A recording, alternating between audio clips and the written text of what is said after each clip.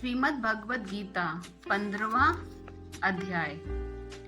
श्री भगवान बोले, आदि पुरुष परमेश्वर रूप मूल वाले और ब्रह्म रूप मुख्य शाखा वाले जिस संसार रूप पीपल के वृक्ष को अविनाशी कहते हैं तथा वे जिसके पत्ते हैं कहे गए हैं, उस संसार रूपी वृक्ष को जो पुरुष मूल सहित तत्व से जानता है वह वेद के तात्पर्य को जानने वाला है। उस संसार वृक्ष की तीनों गुणों रूप जल के द्वारा बढ़ी हुई एवं विषय भोग रूप को फलों वाली देव, मनुष्य और तीर्थक आदि योनि रूप शाखाएं नीचे और ऊपर सर्वत्र फैली हुई हैं तथा मनुष्य लोक में कर्मों के अनुसार बांधने वाली अहंता, ममता और वासना रूप जड़ें भी नीचे और ऊपर सभी लोकों में व्याप्त हो रही हैं। इस संसार वृक्ष का स्वरूप जैसा कहा गया है वैसा यहाँ विचार काल में नहीं पाया जाता, क्योंकि न तो कोई इसका आदि है और न अंत है तथा न इसकी इच्छा प्रकाश से स्थित ही है।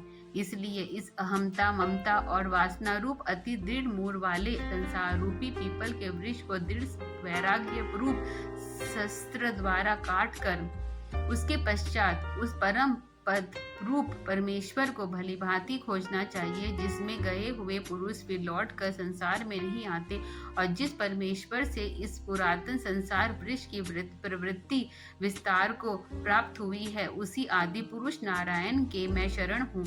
इस प्रकार दृढ़ निश्चय करके उस परमेश्वर का मनन और नित्य ध्यान करना चाहिए, जिसका मन और मोह नष्ट हो गया है, जिन्होंने आसक्ति रूप दोष को जीत लिया है, जिनकी परमात्मा में स्वरूप में नित्य स्थिति है और जिनकी कामनाएं पूर्ण रूप से नष्ट हो गई है, वे सुख दुख नामक द्वंद्वों से विमुक्त ज्ञानी जन उस अविनाशी परम पद को प्राप्त होते हैं। जिस परम पद को प्राप्त होकर मनुष्य लौटकर संसार में नहीं आते, उस स्वयं प्रकाश परम पद को न सूर्य प्रकाशित कर सकता है, न चंद्रमा और न अग्नि ही।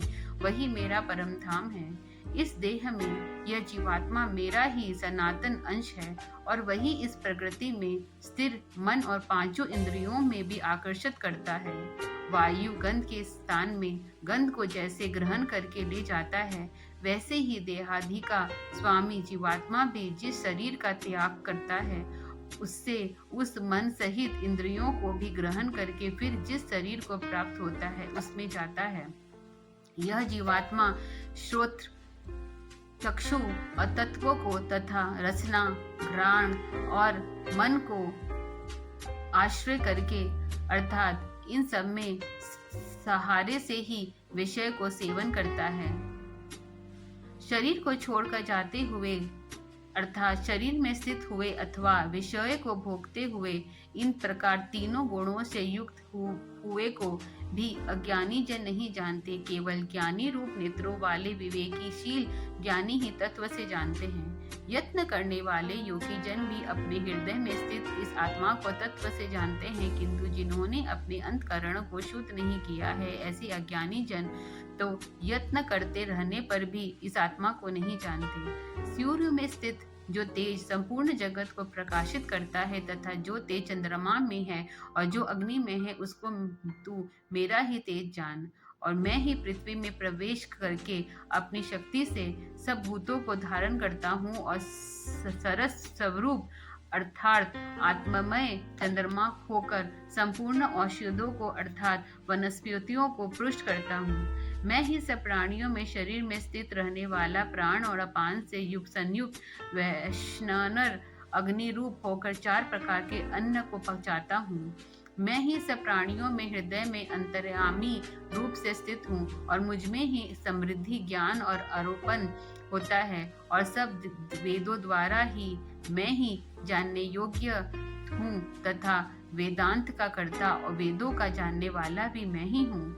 इस संसार में नाशवान और अविनाशी भी ये 2 प्रकार के पुरुष हैं। इसमें संपूर्ण भूत प्राणियों के शरीर तो नाशवान और जीवात्मा अविनाशी कहा जाता है। इन दोनों में उत्तम पुरुष तो अनन्य ही है और तीनों लोकों में प्रवेश करके सबका धारण पोषण करता है एवं अविनाशी परमेश्वर और परमात्मा इस प्रकार कहा गया है। क्योंकि मैं नाशवान जड़वर्गीय क्षेत्र से तो सर्वथा अतीत हूँ और अविनाशी जीवात्मा से भी उत्तम हूँ, इसलिए लोक में और वेद में भी पुरुषोत्तम नाम से प्रसिद्ध हूँ।